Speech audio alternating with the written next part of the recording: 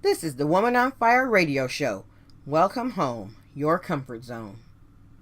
Hey Disruptors, welcome to Woman on Fire Radio. I am your host, Lunnie-Thomas, certified life and leadership coach. It is my honor to spend this time with you. Women everywhere are disrupting their status quo, blasting through limitations, rediscovering their greatness, and building the lives of their dreams. My mission is to help you to ignite your life, ignite your world. Each episode will explore how you can shake up your status quo, uncover your greatness, and blow your own mind. So, are you ready? Let's get to it. Hey Disruptors, welcome back to the show. Thanks so much for joining me again. First, I want to apologize ahead of time if I sound ragged. I think I must be fighting off what most of the country, well, at least in my neck of the woods, seems to be fighting off. So if I sound a little scratchy or if I'm giving off a little Barry White vibe, please forgive me. I will try to keep the coughing down to a minimum and hopefully take care of the rest during production. In a previous episode of the show, we talked about dark nights in the arena, a disruption of our status quo as we are faced with the discovery that, yes, we are meant for more. The dark night disrupts the status quo as we realize that not only were we meant for more, but that we cannot go on as we had before. We must strive for this regardless of the fear that surrounds this decision.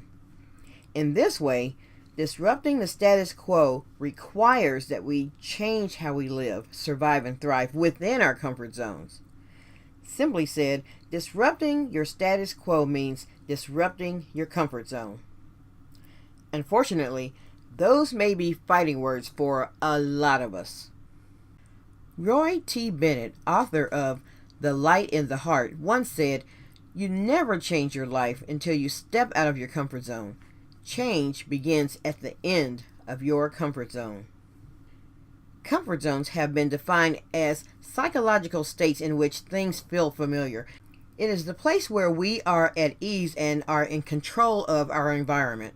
The levels of anxiety and stress are low in this state, and yes, you could go on for years on end in this state. Your level of performance would be steady, and presumably so would your levels of stress and anxiety. In this state, we believe that we are in control. Our comfort zone is the place where we withdraw to regroup, to revive, and to rest. It's where we begin each day anew, and it is where we drag ourselves over its threshold at the end of the day, removing our shoes Mr. Rogers style and dropping the weight and the cares of the day to the floor as we contemplate what comes next. The end of our comfort zone, the gateway into our arena, beckons to us to venture just outside into the arena. This walk on the wild side is scary to those of us who love the comfort of our comfort zones.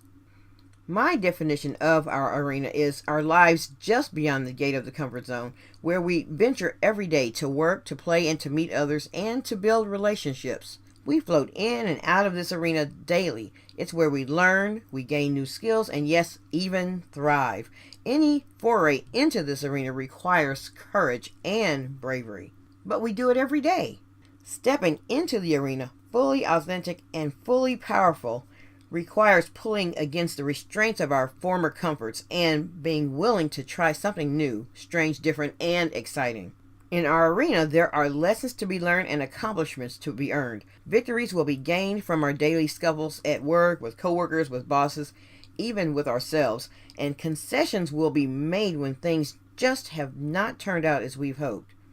All of these things feel uncomfortable and make us yearn for the safety of our comfort zone. Our blessed comfort zone is where we know how things are supposed to be, where every space is filled to the brim with the familiar, the predictable, the unchallenging, and, well, the comfortable, until it isn't. Within our comfort zones, we do not question anything outside of this zone until something from our arena dares to sneak past our borders, crawling through the windows, or just plain beating our door down. Life will find a way, and change, the one true, constant, inconsistent variable, makes it impossible to continue to go through the motions of the same old, bringing to the front all manners of questions. Why is this happening? Why has my comfort zone become uncomfortable? The answer is simple. We are human beings, but more than that, we are human doings.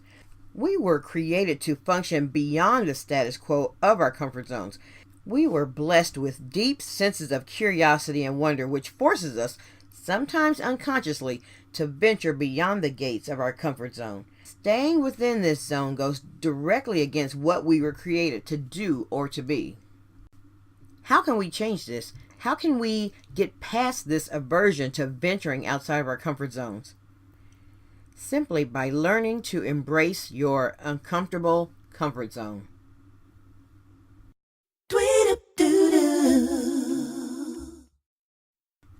So, what do I mean when I say embrace the uncomfortable comfort zone? I can hear you saying, what is up with this, T? Why on earth would I want to make myself uncomfortable? Well, try to think of it the way an athlete trains. An athlete who physically pushes herself forward, whether she is training for a marathon or for the Olympics or for a local running club, when she pushes herself past one goal onto the next, when she does this, she breaks past the barriers that she had been comfortable with previously. When you push yourself past previous barriers, a wonderfully weird thing happens. The human brain is a crazy, amazing wonder that seems to crave the what's next. And it works to move forward to the next step, the next goal. Remember that sense of curiosity we spoke of before? The brain seems to wonder, can I make it to the next thing, and compels our stubborn bodies to follow suit. The same is true when stepping beyond our comfort zone into the arena. As we meet successes, our brains want to move on to the next thing to conquer that one as well. When challenging ourselves in this way, the brain, or our thoughts about our success, seeks to make us uncomfortable enough to get moving towards the next thing. We change, and the more uncomfortable we become, the more we realize that, wow, I did this and I am okay. We've stretched ourselves past our self-imposed boundaries, and we live to tell the story and to do it again. And as a result, this becomes our new normal, and our comfort zone expands. So, time for a little homework. In order to determine where the boundaries of our comfort zone exist, let's start by asking ourselves a few questions about how we can start embracing life just beyond the gates of our comfort zones. So pour yourself a glass of wine or a cup of coffee or whatever your thing is. This week, my thing is hot tea. But really, think about the following questions. Grab a piece of paper or your journal and write down your responses. Somehow, seeing your thoughts on paper seems to crystallize your thoughts and makes them tangible and more real. Okay, you ready? Let's go. First, where in your life have you been complacent or comfortable? If you have trouble thinking of a time, consider where you work. How about there? Or how about in your relationships? Could it be when trying new things? How about when reaching out to others, building communities or attachments? How about when reaching out to yourself?